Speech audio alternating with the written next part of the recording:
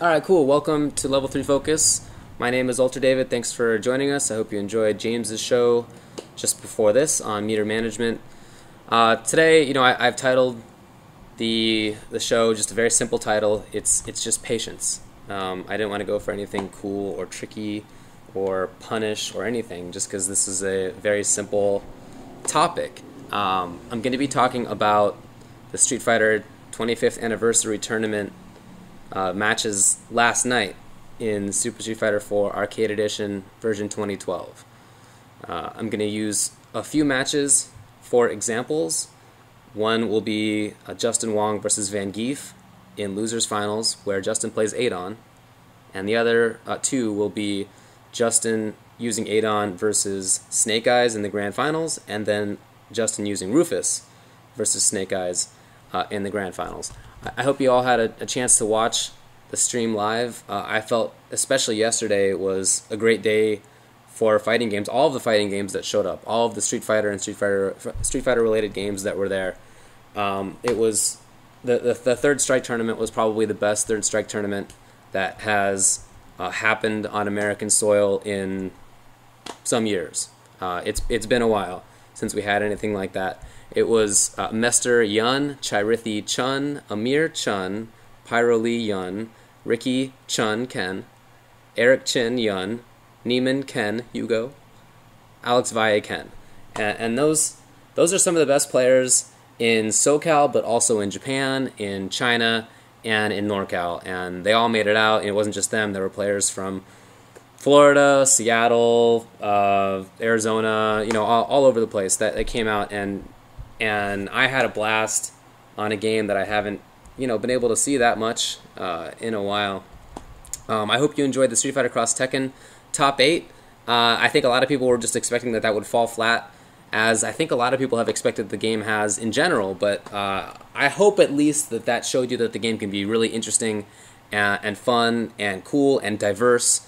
The top two players were both using entirely Tekken tournament Tekken character teams, and Jibbo, third place, had Jin on his team too. So only one Capcom character in the top three, and a lot of good diversity in that top 8.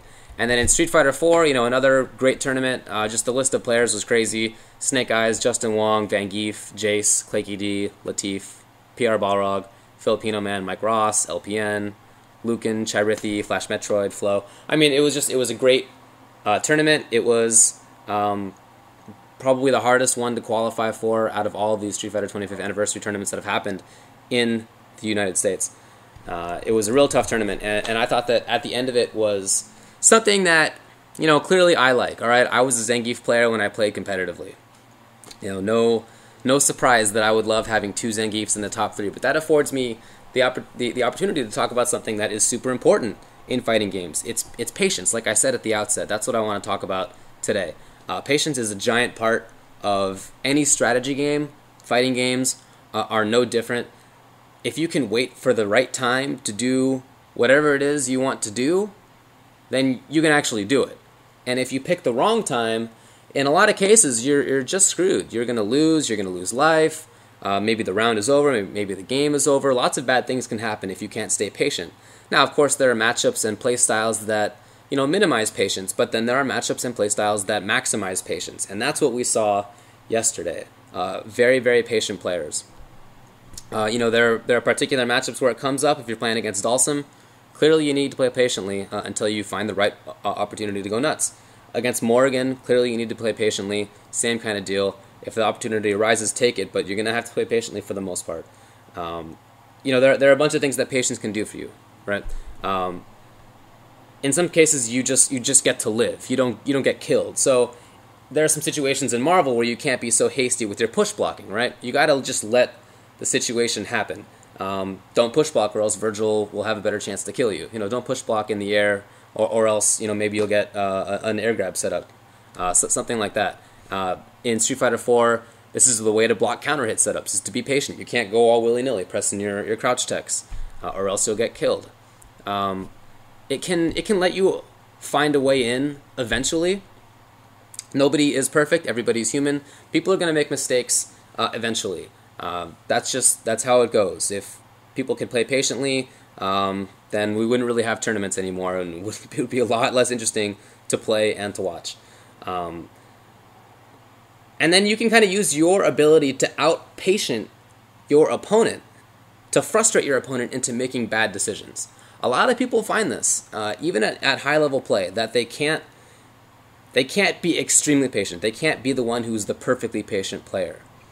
And that's exactly what we're going to see. So we're going to look at patience, but kind of through the crucible, at least at the start, of impatience. Because we're going to start with Justin Wong's Adon versus Vangief's Zangief. Vangief, let me just talk about the matchup a little bit. Adon and Zangief. The reason Justin goes with Adon here is because he tried the T-Hawk counter pick against Zangief before this in winter semis, and it didn't work out. It wasn't much of a surprise, in my opinion. It didn't work out. He didn't really know the character. He admitted to me later. He was just going off PR-Rog's recommendation. So he goes to Adon because he has basically 2 or 3 characters that he goes to for this. It's basically Adon and Rufus are his 2 mains. Mostly Rufus. And he thought that Adon would give him a better chance. And I kind of agree with that, or at least I did agree with that. Adon is a character that, in most cases, in most matchups, he can pressure really well. He has, ambiguous stuff. He has the ability to chip in some matchups. But he really can't do that against Zangief. Against Zangief, he has to limit himself essentially to a few things. Stand roundhouse, stand fierce, crouching fierce, sweep sometimes, occasionally stand medium kick. He really doesn't want to jump at all. He just wants to stay on the ground and use those normals. Zangief, Zangief's game plan, right? I mean, he has these good normals. He doesn't have any way to chip. He just has normals and the threat of command grab and the threat of jump to try to push the opponent into whatever situation he wants. And you're going to see that Vangief has a different idea of what he wants than SnakeEyez ends up having. So that's kind of how it is at the start. Justin is a super smart and patient player, and Street Fighter 4 isn't the first place that we've seen that. In Third Strike, he had Chun-Li, and he had a Chun-Li that was known for not really getting involved in dangerous mix-ups and dangerous situations. He had the ability to play patiently for the most part, and that served him really well. And in Marvel 2, he was famous for Runaway Storm, where he could just play extremely patiently again and frustrate people and find the right timings using his patience to whether it is to go in or to attack with a hit and run, something like that. It's something that he's known for. And in fact, part of the reason that he picked Rufus in Street Fighter 4 is that he wanted to distance himself from the idea that everybody had of him beforehand, that he was just a turtle player. Maybe that sounds weird now because he's been using Rufus for the last 4 years, but that was a big part of his picking that character at the start. Vangief is a patient player for the most part. He's more patient certainly than most players, but he has a definite idea of how he wants to play Gief. It's to get in. It's to get Gief up close. And while he knows that Gief has these great normals and pretty good jumps, pretty good jump attacks, I should say, he wants to get in, and that's kind of how he plays this, even as he's trying to be patient. I don't know, I guess let's take a break. But when we come back, I'm going to get into it with Justin Wong Adon versus Vangief Zangief from yesterday.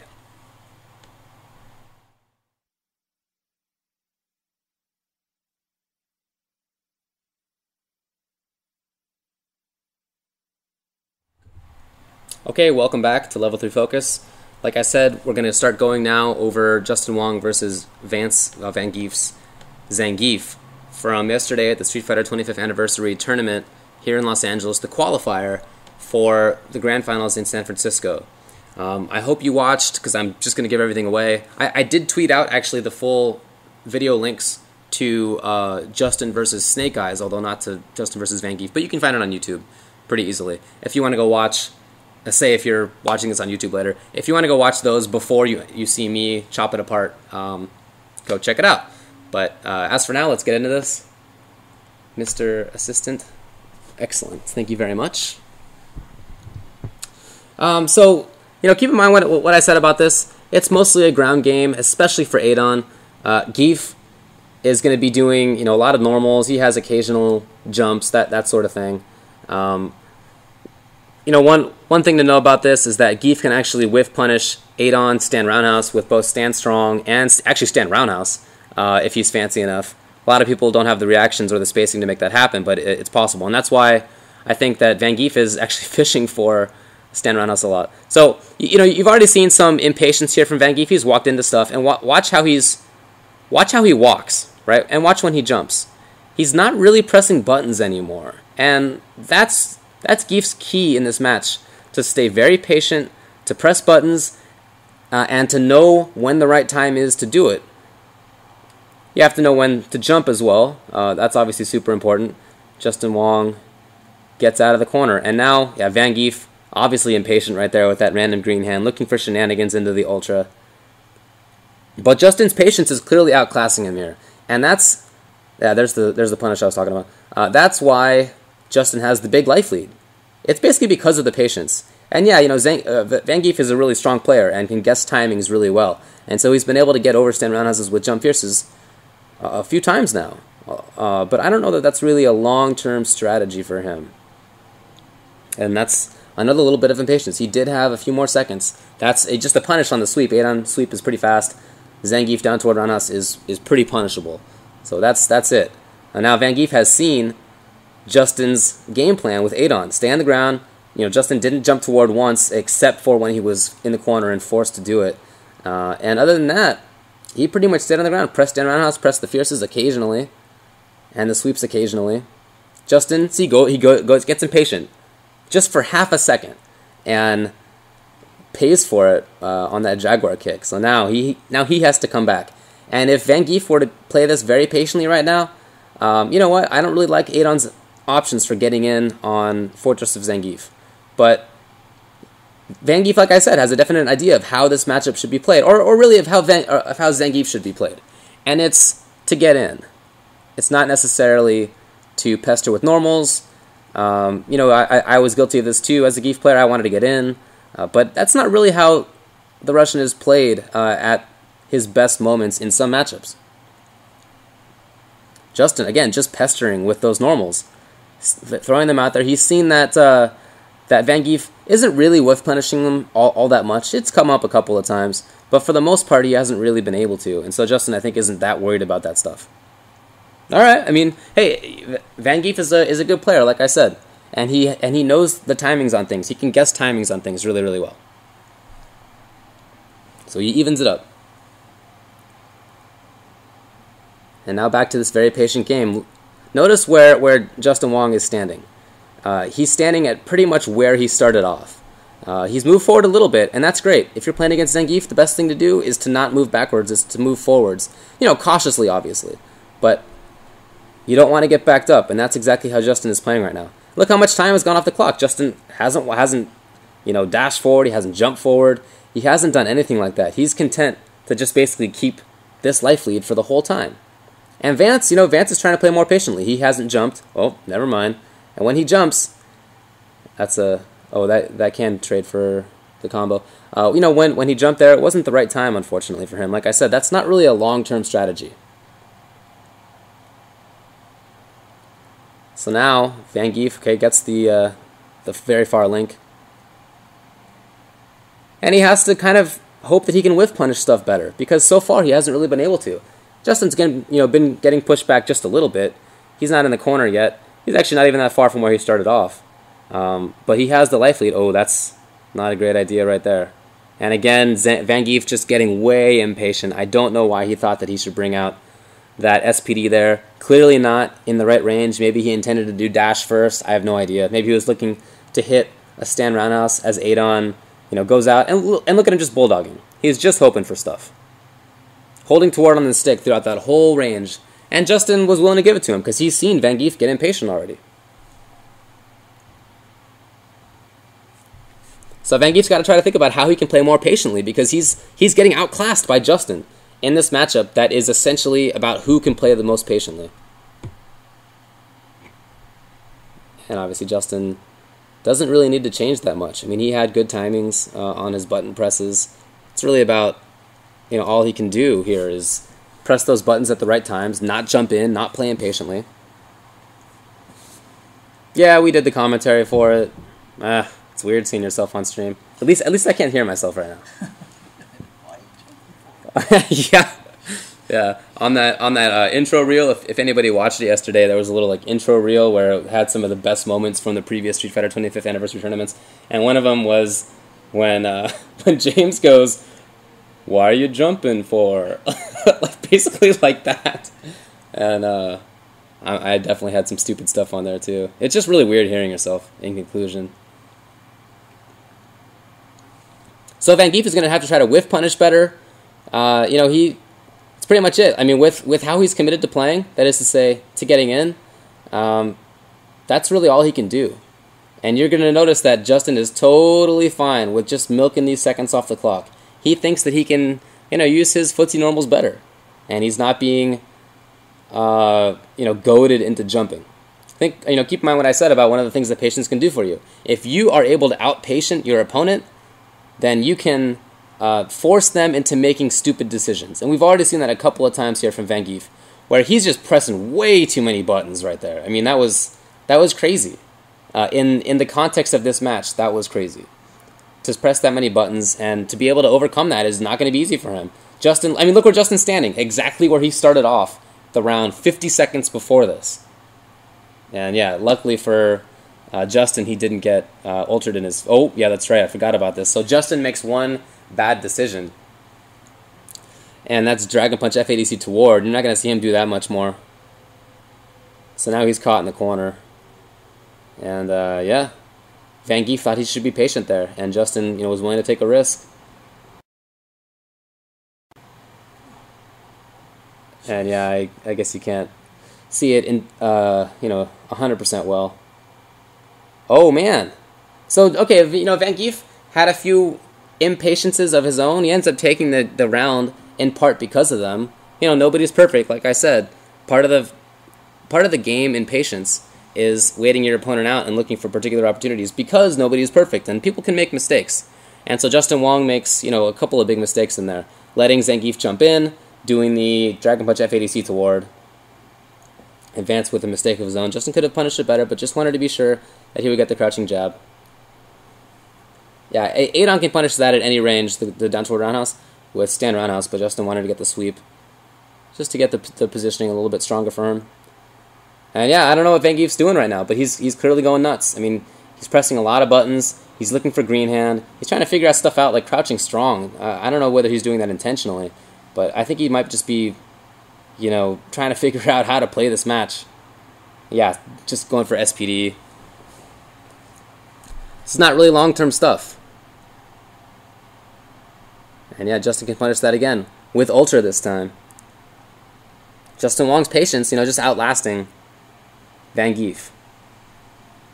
And Justin, he could have gone for the chip, but if he had, then Vangief could have done something like wake up EX hand, maybe wake up backdash into Ultra, depending on what Justin wanted to do. And so Justin was just willing to play the rest of the 40 seconds that were remaining, playing patiently, because he was confident in his ability to do so, and knew that the key to this matchup is for him to not go in. He's sticking to that game plan 100% of the time.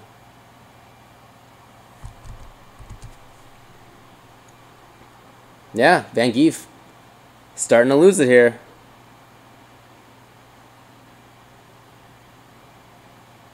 Justin just towing that line. He'd be winning in dive kick. And gets it. Now, you notice Justin Wong is not worried about any jumps from Vangief. If Vangief had Ultra 2, that might be a little bit different. But because he doesn't, Justin can just get those free anti-airs. And another thing to point out in this match... Oh yeah, he's looking for weird normals now. Another thing to point out is that in footsies, you have to keep your opponent's mind on both the ground and the anti-air. You can't keep it just one or the other.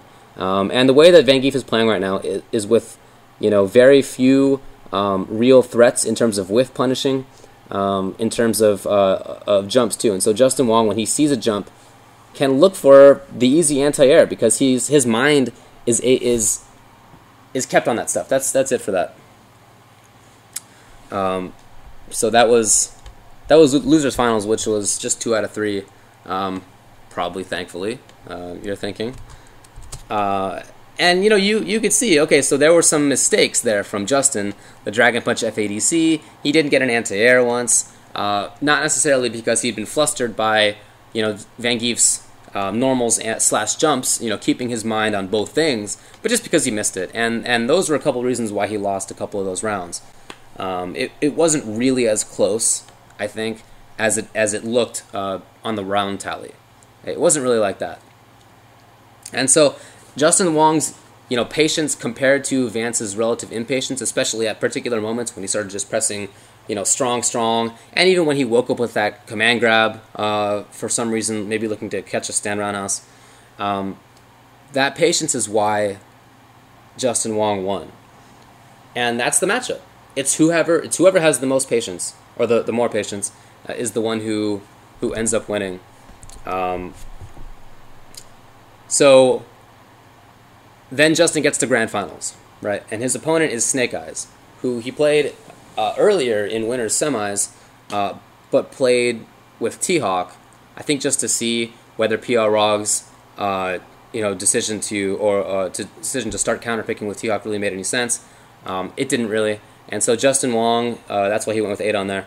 Justin Wong now gets to play against SnakeEyez using his Adon or his Rufus. He'll end up going to both, and you'll get to see how different the match looks when somebody like SnakeEyez, who has as much patience as Justin and is not committed to a particular gameplay style, plays Zangief versus Adon. Seeing him play kind of made me rethink the Zangief versus Adon match. I had thought that it was basically even, or maybe Adon even with a slight advantage. I don't really think that anymore. I feel like Zangief probably has a slight advantage now. But that's assuming that you have the patience of somebody like SnakeEyez, and you'll see it right off the bat how big the difference is. So let's go to a break, and when we come back, I'll get Justin Wong versus SnakeEyez in the grand finals of the Street Fighter 25th anniversary qualifier in Los Angeles yesterday.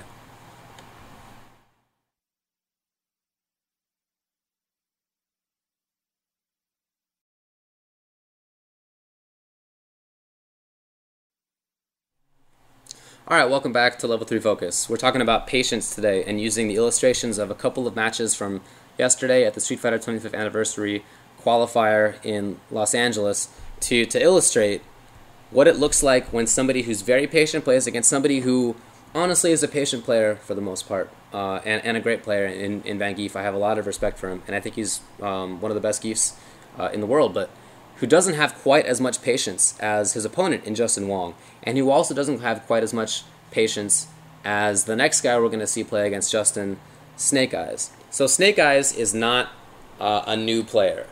He did play HD Remix and then Super Turbo in HD Remix. He won Evo. Okay, so he's not some new guy, and he won Evo with Zangief, a character who he thought was low tier, and I don't agree. But he showed a lot of patience. You have to have patience if you're going to play ST Gief, because he's not just an HDR Gief player, where Gief got all these weird buffs. He also plays ST, and he does really well in it. And you have to be patient as an ST Gief player. You have very poor tools to get in a lot of matchups. And so you just have to play, kind of walk up bulldog, block, find particular spots to jump. It's not, some matchups, you're just not really going to get command grabs all that often. It's just rare in some matchups. So he's used to playing in that sort of way. And I think that you can see that influence of the old ST game in him when he plays in Street Fighter 4. Because, he's not, or I should say, I feel like he does have some of the best Zangief footsies in the whole world. Maybe he's the best at it right now. In the U.S., I don't see enough Gief elsewhere nowadays to really be able to tell in the rest of the world, but I think he is the best in the U.S. And I think you can also see that he's not necessarily playing to hit certain things. He's not playing with a preconceived notion of how a grappler should be played, right? A lot of people get into that mode. Well, I have a grappler. I should be going for grabs. And that's what I did too when I played competitively. But I think that that's wrong in retrospect. I think you just have to play your character and look into whatever your character's pluses and minuses are, and play based on that. And that's exactly what Steve does. So let's go over to the match, please. Get that going for you. Sweet. So it's the same matchup, Adon versus Zangief. You already saw how it went. Think about how the last round went. that you saw. All right, already established. There are whiff punishes here. And watch how Zangief is playing. You know, he's hitting way fewer buttons. He's just looking for buttons at particular ranges just outside of stand roundhouse. And other than that, I mean, look at this. He has the life lead. He doesn't really care about pushing Justin into the corner. And again, you know, a second button. That doesn't look like much, but you can see how important it is. And that jump, so important. Now Justin knows that he can't just look for the ground. It's not just going to be that. It's going to be looking for anti-airs too. And it's really hard to keep your mind focused entirely on both ground and air. It's just not easy to do both. And so Justin knows that, and he's worried about the jumps all the time, and he's also worried about the normals from the front. And that's so smart by Steve to mix it up perfectly like that. And look at this. He's basically just he's Fortress of Crouching Geef. With 32 seconds left, he's only now been hit. And he knows, as I said before, that Adon has very poor options for chipping him. Because he can react, or Geef can react with EX hand and all sorts of stuff. So Justin really has to start taking risks. And the only way it works out for him is he does throw, then, oh, it was a counter hit setup into Ultra. And that's pretty much it. And so Justin's calculated risks pay off. Steve needs to get in and do something. Yeah, and that is definitely enough. So yeah, Justin, he knew he needed to take risks, but the reason he needed to do that was because Steve was just playing more patiently than he was. And I think he just messed up a little bit there. Knew Justin wanted to jump, thought he saw the combo, and he didn't. Just an executional error right there. And so he goes back to this, very patient, walking back a lot, only coming in occasionally for the whiff punish attempt against Justin. I mean, first round, what a change to go from the Adon versus Vangief to the Adon versus SnakeEyez, and Justin Wong didn't get a hit on his opponent until the 30-second mark and was down half life until he went, needed to go into shenanigans. That's a big change, and the only reason that change happened was because of Steve's little bit of a different play style. He was willing to play that defensive Geef. Notice Justin Wong does not go to the TP FADC to ward, having already seen what happens. Oh yeah, that's right, I forgot about that. Yeah, I'm not really sure why that happened. I feel like he wanted to do something else into that, or maybe he was just looking to punish a stand roundhouse. I really have no idea. But it was a big risk. And remember, Justin Wong has to be worried about both the air and the ground. And, he's unfortunately let Steve jump on him a couple of times. And Steve just bulldogging too much. At that point, he needed to start taking risks, much in the same way that Justin Wong did in the first round. And Justin just didn't let him do it. That's all.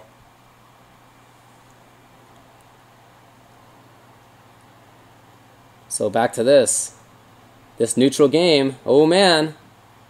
Like I said, Justin has had to think about the ground in a way that he didn't really have to think about it as much against Vangief. He did have to think about it, obviously, but just the timings, and maybe it's hard to explain exactly, but the timings that SnakeEyez has used on his jumps have kind of thrown Justin off a little bit. There are these weird kind of unconventional timings, and they come when Justin isn't expecting it, so he hasn't really been able to react to them as well as he could against Vangief when he had gotten the read. So now Geef is in the corner, again, knows that Justin can't really chip him that well, and so he's willing to stay in there. And he fights out occasionally because, it's important to, not have your opponent, know exactly how to play against you. But, I mean, you can see totally different style, right? He's not looking for a particular game plan. He's not looking for, I'm going to get close and grab you. I'm going to knock you down. It's not really that. It's just doing good, solid things with Zangief normals. That was crazy. He took the risk. But, wow, that was so good to me. I remember being really, really impressed by that suplex. So more patience equals the win. And this is why I think that I had to start rethinking how the matchup goes, because, I've always kind of pictured it. Yeah, that's free. Headbutt will definitely stuff all Adon headbutts. You don't even need to really time it that well. I had always pictured it being kind of the mid-range sort of situation. How does Geef get in? Because that's just my default position. How does Geef get in? And And I don't really think that's how Gief needs to play this. I think he needs to play it how SnakeEyez is playing it right now. Not super damaging. Yeah, he didn't give himself enough time. And he could just get light kick lariat into the chip there, I think, but didn't want to take the risk on it. And ends up getting the standing light kick on the crouching sweep anyway. But that patience, being willing to not press buttons for a while, being willing to back himself up, not using a particular game plan other than just whatever is the best for his character. And now I think he knows a little bit about how Justin is worried about this. You know, Justin has had some anti-airs, but has also not really been able to anti-air all that well.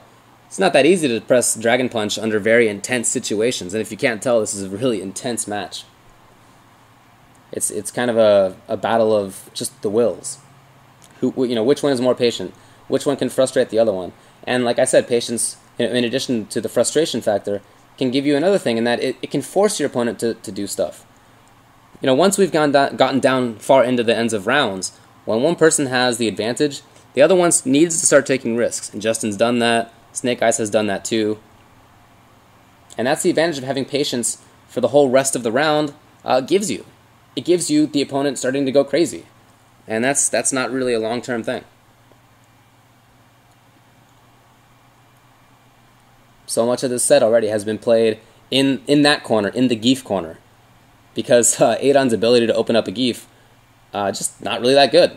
And so whereas Vangief was trying to back his opponent up into the corner, Steve, totally willing to just hang out in his and not be too worried about it. And at the end there, when Justin tried, Dragon Punch F80C, I think that's... Oh no, that's right. It's actually, can you pause? Yeah. Steve just didn't want to take a risk on the Dragon Punch F80C afterward. He would have taken that grab. He had enough of a life lead to take the grab and to not be too worried about taking the grab.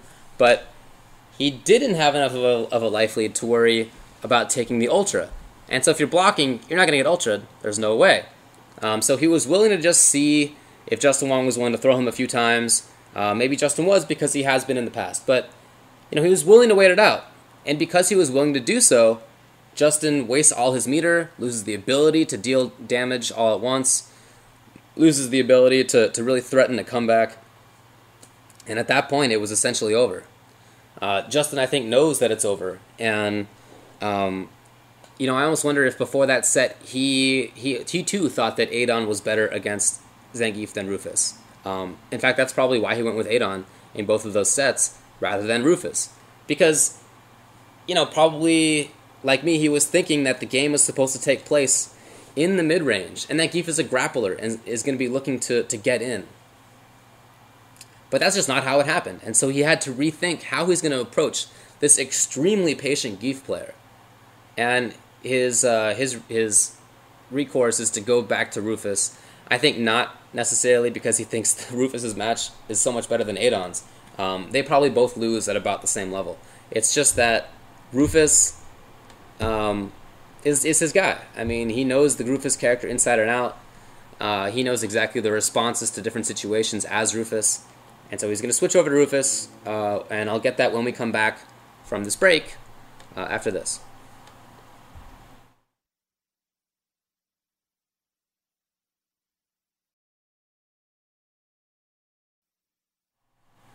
Okay, welcome back to Level 3 Focus. We're now going to see Justin Wong's Rufus versus Zangief. And before we get into it, let me talk a little bit about that matchup. So Rufus versus Zangief, I think, is a win for Gief. I think pretty much everybody agrees it's a win for Gief. Although maybe we disagree on how much it's a win for Gief. But it is. And so the reasons that it's a win for Gief is that Rufus doesn't really have footsie normals for the most part. That is to say, normals that are kind of mid-range, buttons that can take up space, that are quick, that have good spaces not only horizontally but vertically. The vertical space in footsies is maybe undervalued or not talked about enough, but to have normals that take up particular spots vertically on the screen, super important. And that's one of the reasons that Gief is really good in footsies. His stand strong can take up just about the highest point people play footsies until about the mid sort of range, maybe even a little bit lower than mid in some matchups, and stand short and crouching jab and stand medium kick can all take up anything lower than that. And stand around us will take up, it'll whiff punish some things, it'll move him forward, and it does a lot of damage, and he can link after it. So he has all of the vertical ranges that you need, even while he takes up a good horizontal range in front of him too.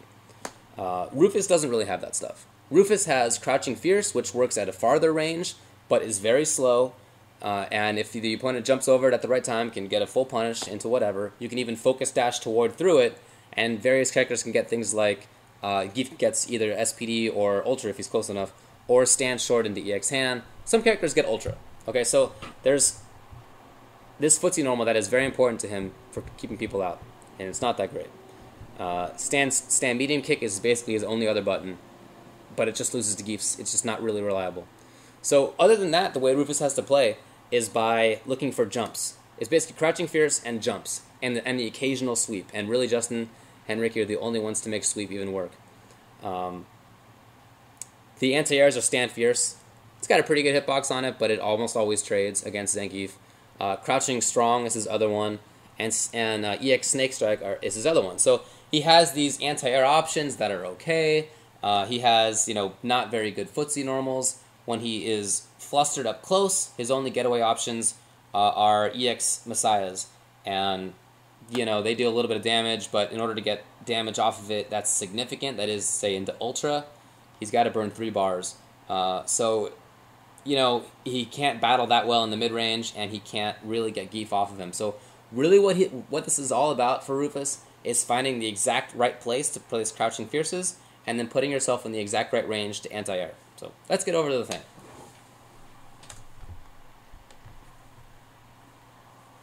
Excellent, excellent.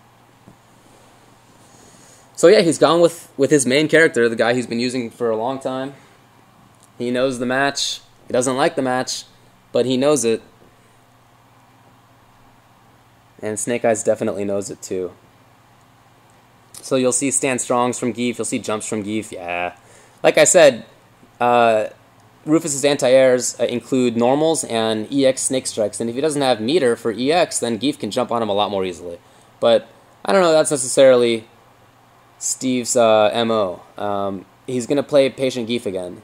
And, while he's looking to get in and stuff, of course, especially once he gets a life deficit, he doesn't really care that much about it. He'll take it if he can get it, but he's fine with not doing that. And so you've seen some of his tools, neutral jump fierce to land on a crouching fierce. He did do focus dash toward, although there was nothing there for him to focus through. He's looking to whiff punish that, which you can do with stand strong and stand short and stand medium kick. And he's looking for ranges. That's a range where he can jump, where EX Snake might do some damage, but not really that much. Yeah, there's the stand medium kick that I was talking about. Loses to stand strong pretty convincingly. So unfortunately for Steve, he did a lot of work in pushing Rufus backwards, but Justin, with the awesomely timed down toward medium kick, rolls underneath him, and now has all that screen again. And with 27 seconds left, Justin is basically, not even giving out crouching fierces to get hit. He's just looking for the range where he can either be outside of Gief threats, or, well, I guess that's really all he's doing right now. He's not even walking up into ranges where he can anti-air more consistently, because he thinks he can just stay away until the end.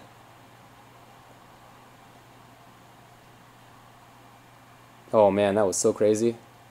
And then at that point, Steve didn't have enough time to go up into the air for a command grab. Gief's command grabs take about 1.5 seconds to work, which is unfortunate for him. But, that time is something that just wouldn't have worked out for him. So Justin's Rufus, using those normals that I was talking about. And there's the trade with Stand Fierce. But he's playing patiently. Think about how Rufus wants to play normally, and why Justin even picked Rufus in the first place. It's to play offense, and play tricks, and not have the reputation for being Turtle Justin. But that's nothing like how this matchup is being played out. Because he knows that Gief is a wall. Well, unfortunately, Steve just missed the timing on the anti-air lariat right there. But Gief is a wall for the most part. And jumping at him is not smart. And trying to play mix-ups on him, a lot of characters can't really do that consistently. Only some. And Rufus isn't really one of them. So SnakeEyez is down on life, but he knows that he has 40 seconds left. He knows he can still play patiently. And he knows that almost any individual hit at this point is going to even things up. Well, on his side, and now he needs a couple of them to do it. But he still has 28 seconds. He can definitely still make it happen. Justin keeping his eyes open for that anti-air at EX Snake. And now at this point, things are getting desperate for Steve. Again, his command grabs take a good second to actually deal damage. Ultra takes longer than that. And at this point, he just needed to start going for risks. Keep in mind one of the benefits of patience. That's actually it for this video. One of the benefits of patience that I talked about. At some point, if you are outplaying and outpatienting your opponent, they're going to need to start taking risks. And you can narrow down what their potential options are. At that last moment right there, Justin knew that the only thing Steve could do to win it was basically, with 9 seconds left, was basically jump in, empty jump Ultra 1. You're not going to get enough hits, individual hits, to make up that life deficit. And you're not going to do enough individual command grabs to make up that life deficit. So he had to take big risks. It was really his only entry point, and Justin sealed it off with the EX Snake Strike. So that's what Justin's patience let him do. And he was just picking awesome spots. His crouching fierces were great. He wasn't really in range for most of the jumps that Zangief did, but when Zangief was, he had stand fierce to trade. He had crouching strong to beat it. He had a lot of EX Snakes too. And so Justin playing this match almost perfectly. So can you get into the next one? We're going to fast forward here. Here, pause, actually. Thanks. Yeah, that's cool. We're going to fast forward quite a ways, actually into the final third of the grand finals. Those videos that I retweeted already, that High Risk 808 put out. This is the final third. So we've already gone through a process that would have been really interesting, but I just didn't have time to recount it, where Justin wins the next 3 to reset. And at that point, SnakeEyez has seen super patient Justin Rufus play and just got reset in the brackets because of it. And he needs something to change it up. Is it at 0-0? I don't remember right now. It's at 0-0. So I think this is where he starts going with Ultra 2, or else it was the round before. No, I guess this is where he starts with Ultra 2. And the reason to do that is because Ultra 2 is another threat from the air. I think it's really important for Zangief. It's 1-1 right now. It's 1-1? Oh, okay, I'm sorry. I just couldn't see it. So I guess it was before this, but he went with Ultra 2 to seal off part of Justin's options. Remember at the end of that last round when Justin did EX Snake Strike? If that had been Ultra 2 for Zangief and he had jumped in with Ultra 2, well, that EX Snake Strike would have lost. And maybe there wouldn't have been enough time for it to fully play out because it takes 9 seconds. It's an additional thing that Zangief has. It means that he's not just a threat on normals on the ground with normals, or even in the air with normals. But if you have something that's invincible to normals, but not to grabs, well, Ultra 2 is the thing. And so he kind of evens things up, and that's a big turnaround actually. And I wish I had time to show this, but it was a big turnaround in between the first set and the second set, in significant part because of Ultra 2. One of the weird things that a super patient matchup does is, like I've been saying, it narrows down your options to just a few things. And so anything that can give you any kind of an additional advantage is gigantic. It's much bigger than it usually is. And in a lot of cases, Zangief having Ultra 2 is whatever, it's a shenanigan. It's not that strategically important, but it's huge when you need to just suck a rock dry with all of the stuff that you can possibly get from it. That's what's going on here. So let's finally go into this match.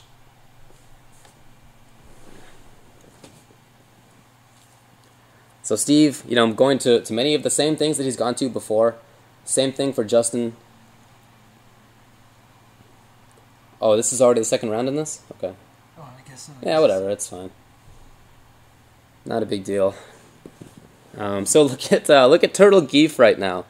He had that one hit, and now he's basically daring Justin to come in at him. He hasn't made any kind of jumps toward. He sees the EX Snake Strike over there.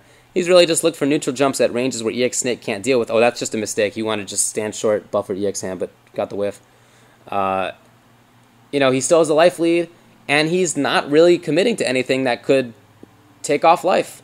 Rufus, like Adon, has trouble dealing chip. And if you have the life lead against him, and you're Geef, and you know that you're a wall, then great. It's hard for Rufus. Justin, being great, found a hole finally. It was the sweep. And now things totally change. This matchup, that's so patient either way. Whoever has the life advantage has the big-time strategic advantage and can force the opponent to come to him. Now, I do think that there were some things that SnakeEyez wasn't doing that he could. You can focus dash toward through that. He didn't really go for empty jump into SPD all that much, which I think it needs to be a threat against Rufus. Yeah, that's unlike Adon, who gets a free punish on that. Rufus does not, with sweep at least. So Justin was willing to just wait there. Fine, grab me. He saw the time on the clock. He knew that there was no way. So he takes that round via timeout.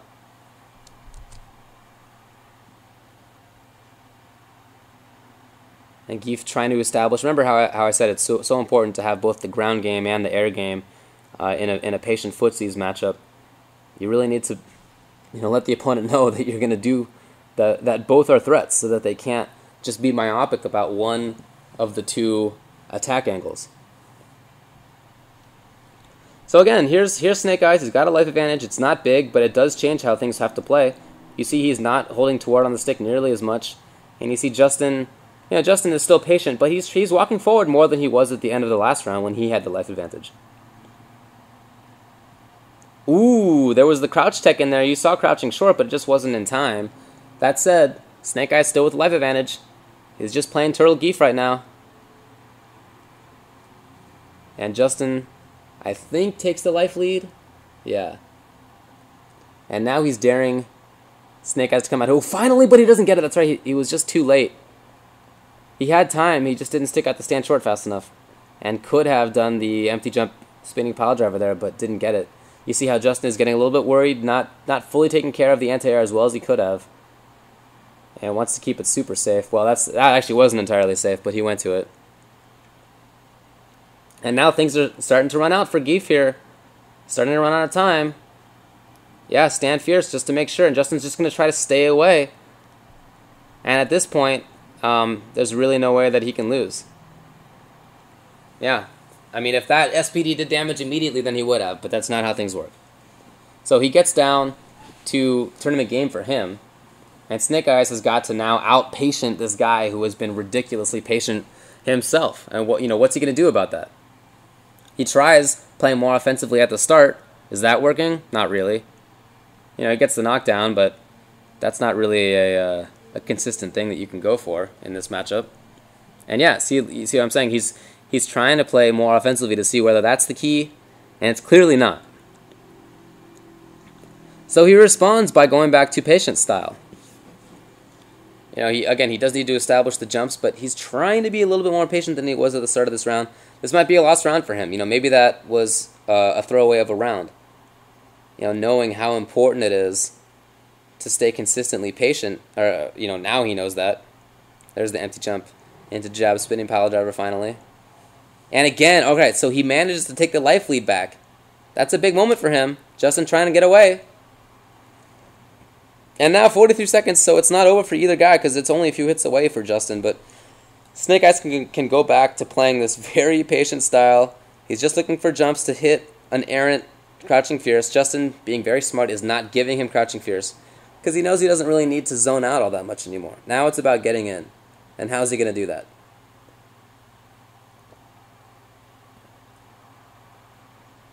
"18 seconds left. He's got to make it happen."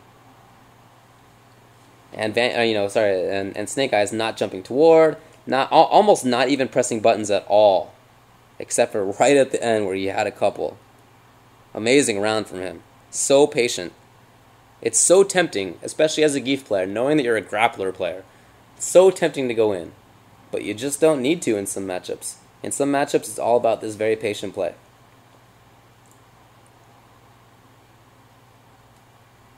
You see, there's going to be a lot of time, and there has been, in this round and others, where nobody gets hit at all, where what's happening instead is posturing. It's like, oh yeah, I'm going to jump here. Think about that. You know, it's feigning jumps, it's feigning hits. It's trying to convince the opponent to make a move, even as you're still staying patient. That's what those crouching fierces are, for example. You know, it's not just a way to keep Gief out, but it's, you know, making Gief think that there are going to be more crouching fierces, and maybe Gief should jump next time, thinking that there's a crouching fierce. It's those little things that make this kind of very patient matchup happen. Oh, Justin gets impatient, and because he gets impatient, he gets swept. There's the command grab. I like that variation, going for the whiff into crouching short. Doesn't work. And now Justin's got to make a big-time comeback, so he does play offense for the first time in quite a while. And he still needs to play more offense. Can he do it here? Crouch tech. And now Justin has the life lead. And as soon as he has the life lead, he is out of there. And SnakeEyez has got to make up all that space. They're only at half stage now. And he's already run down halftime. Yeah. That's, you know, that stand roundhouse could have worked. It was just not the right time, unfortunately, for Steve. But Justin, now at tournament point.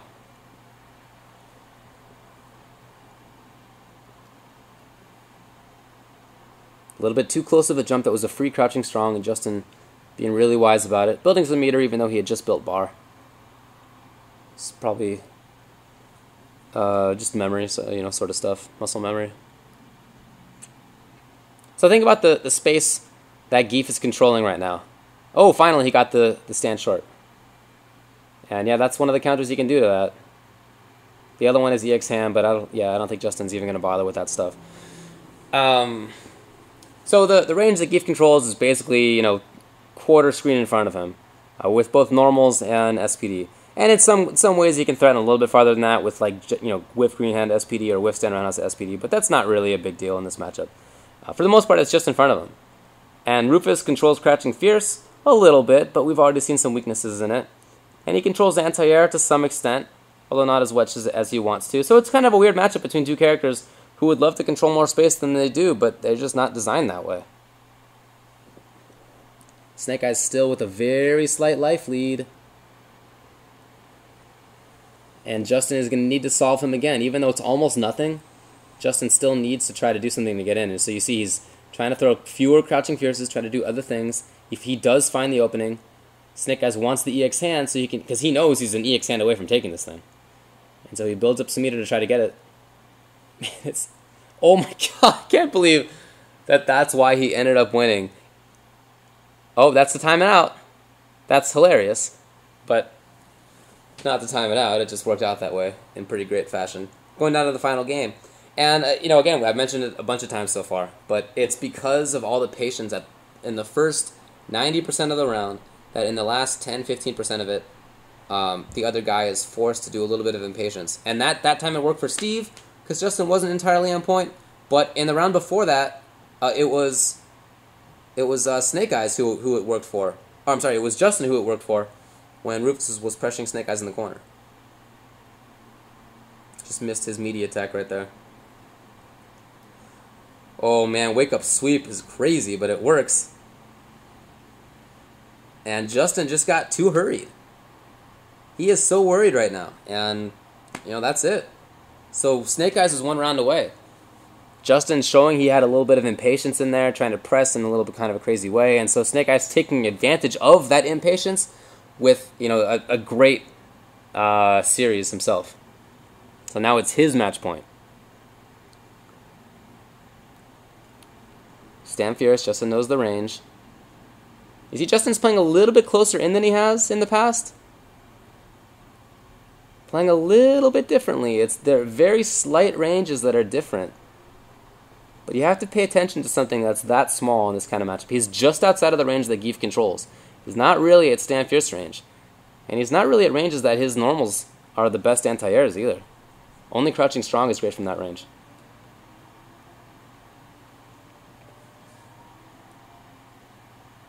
Jump back fierce, Justin now with the life lead.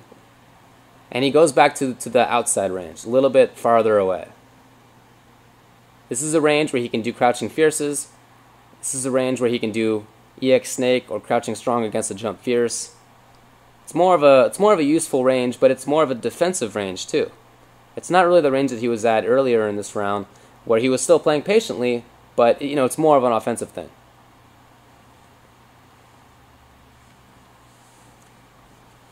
SnakeEyez starting to run out of stuff here. Oh. Yeah. He thought he was going to be closer for that SPD, but he had gotten pushed out by the crouching jab from Justin. So now we're going to go down to the very final round in this crazy long set that I think took like 45 or 50 minutes, the whole thing. It's completely nerve-wracking for both players. And we were there. We saw Justin just to the right of us by 10 feet. I mean, we saw them sweating constantly and letting out audible sighs after rounds. It was crazy. You saw both of them made their stuff safe there earlier in the round. Justin spent bar to make sure that his EX Messiah was safe, and SnakeEyez spent bar to make sure that his green hand was safe, because neither one wants to even lose that much life. James talked about meter management in the last segment, but meter management in that kind of situation a lot of times would be kind of stupid. But here, where the difference between victory and not victory is like razor thin, spending those 2 bars is extremely important. EX hand, it's neither. Like I said, EX hand to beat the frontal options, and lariat to beat the overhead. Those are the 2 counters that Zangief has in that situation, and I guess he was waiting to see, or I don't know. So now 29 seconds left, and SnakeEyez with the lead, and Justin Wong is playing that little bit closer style where it's not as easy to react to anti-airs. But he's playing in that range because he knows it's crunch time. It is now officially crunch time. Only 15 seconds left for him. And SnakeEyez is still playing extremely patient. He's not even throwing out anything. Almost nothing at all. And a crouch tech is going to take this to like the last frame. Oh my god. This is the smartest thing ever. Wake up super to drain 3/4 of a second. That was all. 3/4 of a second, and that was it. I mean, wow, I went nuts. If you were watching, I actually looked it up on YouTube. Mm-hmm. How the actual the audio went. Mm-hmm. It's pretty embarrassing. But I went nuts because I was a Zangief player, and I've always rooted for Gief to win a major. It had never happened until this point. I always root for Justin too because he's my friend. But man, after all that intensity, after screaming about it, after being almost silent about it at different times, because I mean there are moments where you go nuts, and then there are moments where you just kind of let the action be intense on its own. I let it all out and I went crazy at the end because I mean that's one of the most patient and intense series that I've ever seen in fighting games. It was crazy, and especially when looked at in the light of the set that happened immediately before it between Justin Wong and Vangief, where you can see the differences in play style with Vangief.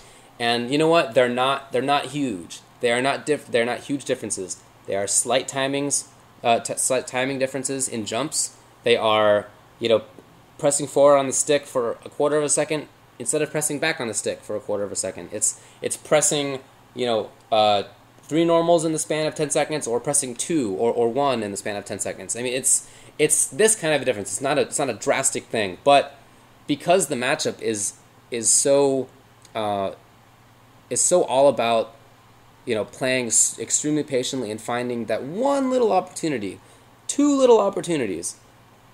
That slight difference in Zangief playstyle changed the whole thing, and it led to Adon losing half his life in the first round against SnakeEyez and not getting a hit on SnakeEyez until the 30-second mark.